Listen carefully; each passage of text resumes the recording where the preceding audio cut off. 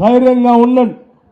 ఈ రాష్ట్రంలో ఉన్నటువంటి ప్రతి వ్యవస్థ పైన ఉన్నటువంటి చీఫ్ సెక్రటరీ దగ్గర నుంచి కింది స్థాయిలో పనిచేస్తున్నటువంటి ప్రతి అధికారి వరకు, అది రెవెన్యూ వ్యవస్థ కావచ్చు, లేకపోతే పోలీస్ వ్యవస్థ కావచ్చు, ఇతర వ్యవస్థలైనా సరే, ప్రతి వ్యవస్థ నా కోసమే పెట్టారని ప్రతి పౌరుడు భావించేటట్టుగా మా పాలన అందించబోతా ఉన్నాం.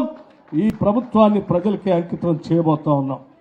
అందుకే మిత్రులారా, చాలామంది ఆశగా ఎదురు చూస్తూ ఉన్నారు. కాంగ్రెస్ పార్టీ వాళ్ళు 6 గ్యారంటీలు ప్రకటించారు.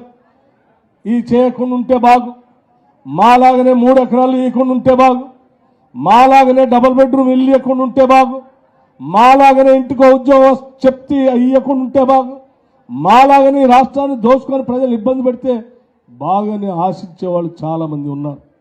వారి ఆశల్ని నిజం కానివో మేము తప్పనిసరిగా 6 గ్యారంటీల్ని తప్పనిసరిగా ప్రజలకి అమలు చేసి తీరుతాం.